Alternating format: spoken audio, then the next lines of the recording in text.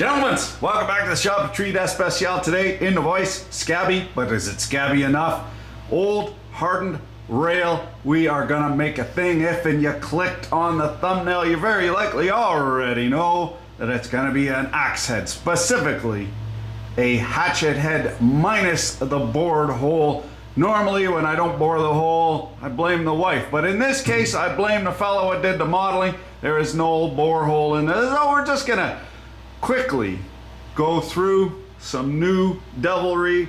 There is nothing more important in the entire world than going out into the unknown and reporting what you found at the edge of the world. In this shop, we have never run one of these mills. It is a high feed mill.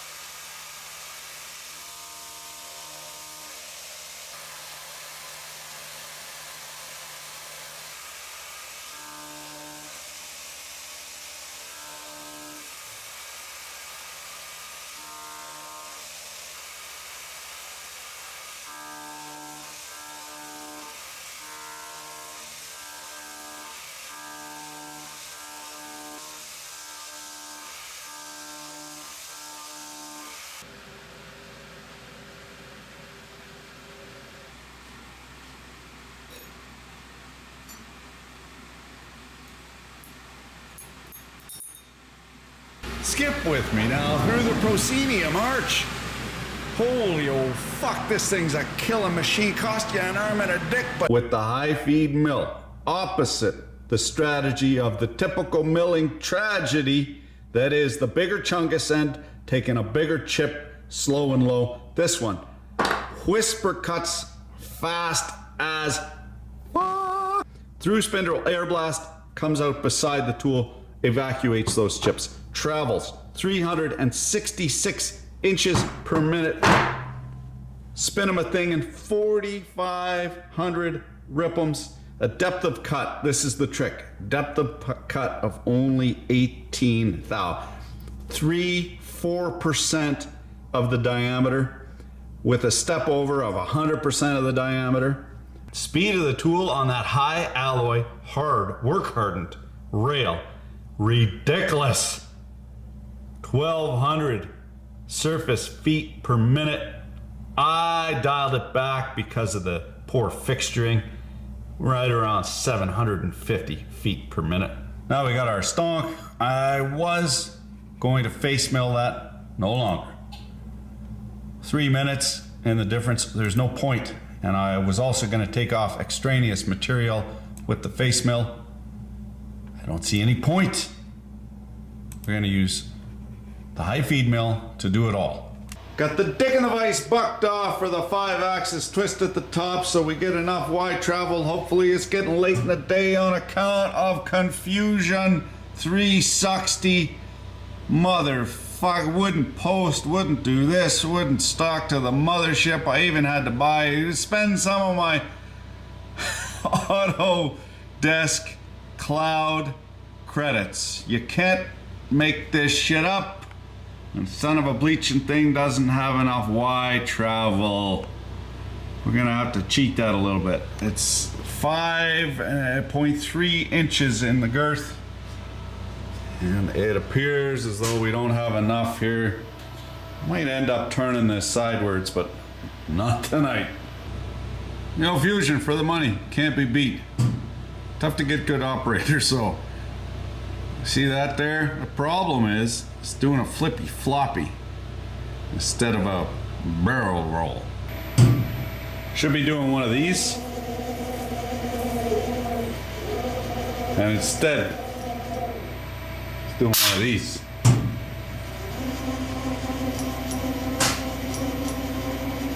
Couldn't figure out how to get the software not to do the flippy flop, so I locked out the C-axis at 90 degrees. I called Lars Christian Andersen there, the handsome Danish fella, expert, not answering my calls anymore. And the other fellas, they just do live streams. You gotta sit through 2 hours to learn one thing. Bah! brainiacs gotta learn how to edit. What am I saying here? I got a good feeling about this one. Gah! Getting close to home time. Never give up. When is it okay to give up? It's getting pretty close there. 2 o'clock in the morning. A dog with a boner. I changed the post processor. I updated it. That's the instructions. Tells the confuser. Yada yada yada. Didn't work. I just want a result. So I think I'm gonna mash the go button. All right. Conveniently, every time you redo the post processor, it resets everything. I'm gonna leave this for another time, I think. Get some shut eye. Amazing what a few hours sleep and a double shot of espresso will do. This was the fault code generated when running the post. So Fusion 360 is the software what models everything. And then it does tool paths, and in order to get that tool path onto this machine, there needs to be another little piece of parametric software what tells it go here, go there. That is called the post processor. So Fusion speaks to the post processor. The post processor converts that into language that the machine can run on. That post processor isn't set up right. Here is the fault code. Interestingly and beautifully, for debugging, is that after you post and it fails, it gives you a log of the failure. This was the code. It was looking for A180 and C0. Those are the axes. So if we look here at A180, that's the big Chungus one. It was trying to go to 180 degrees.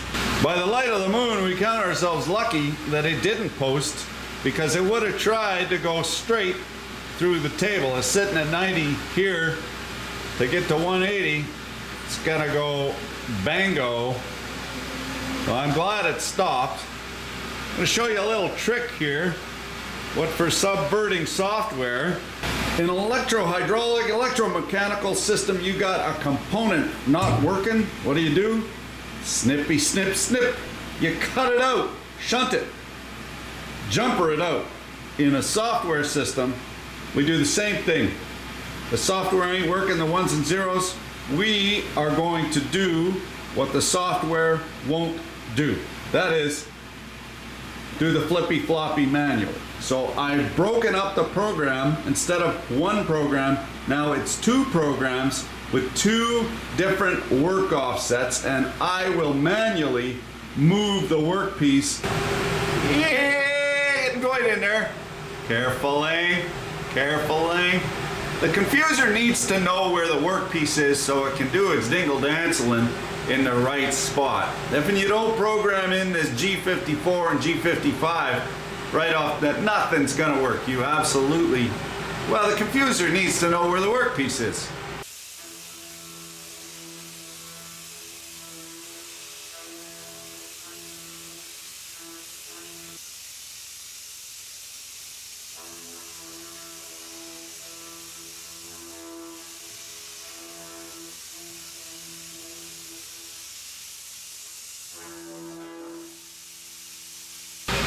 Got a wee power problem here. The lights went out. The compressor stopped running, so we gotta shut her down. The machine's running great. That high feed mill, incredible. However, the tool paths are not perfectly tweaked, so we gotta take some of that material off so as not to damage our cutter. You saw we took quite a big cut there, a few little spits and sparks, and puckered up and hit the stop button real quick. But first things first, we got to get the power back on. Have I mentioned it never fucking ends? Got a power issue with the VFD that drives the scroll compressor. This machine doesn't run without air. Got 120 psi in the tank, enough to get this thing cleaned up and put to bed. But for now, we're dead in the water. A lot of moving parts. A lot of things got to go right. And it only takes one thing to go wrong. High feed mills though, Skookumar's frig. It's Thanks for watching. Keep your dick in a vice. But wait, there's more. I think I got the compressor figured out. Nice. So I got a VFD 30 horsepower and it's got some big nasty capacitors in there. They're essentially a short circuit when you first clock them on. The wife was saying she heard this buzzing noise and the lights flickering. I was wondering if she had her best friend plugged in, but apparently outside up on the pole it blew up the isolation or the high voltage transformer. Hey, we got that figured out, so now compressor's running again. I asked her if she thought to get up and look, see if anything was amiss. Fucking city kid, apparently that's what I'm for. I gotta jam out with my clam out, have some fun, finish up that wedgie. I think that's her. Future's bright, boys. Gotta wear shades.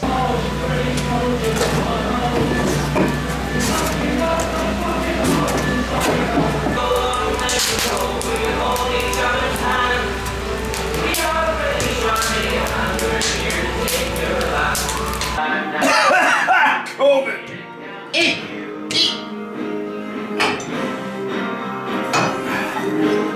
Most expensive bandsaw in history right here.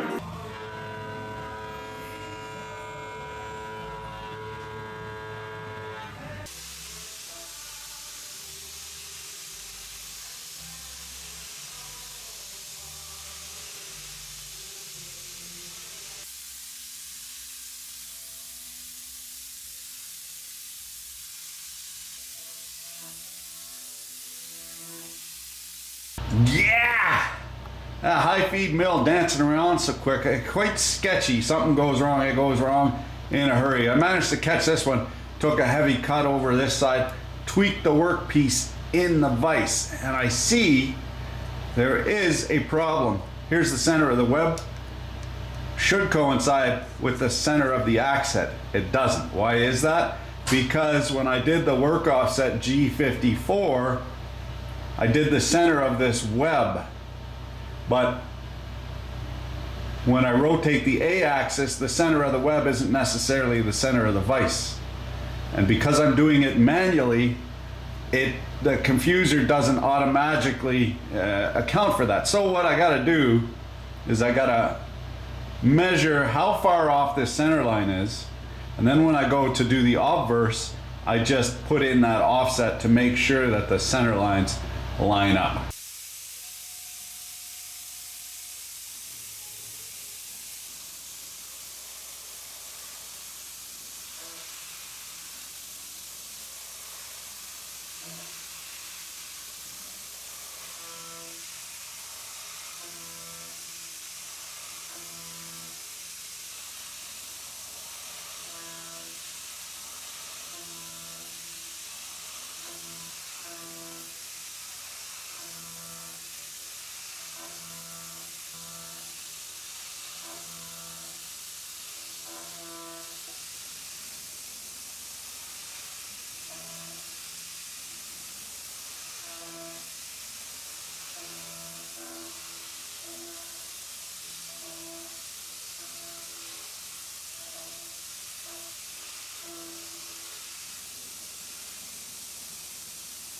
You really gotta watch it, because apparently didn't select a model, or it wasn't model aware, because it was boring right down, facing right down into the center of the universe there.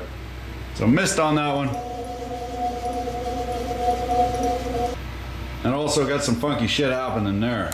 A little whoop-de-woos in the toolpath, but fuck me running, partner. High feed mills, incroyable.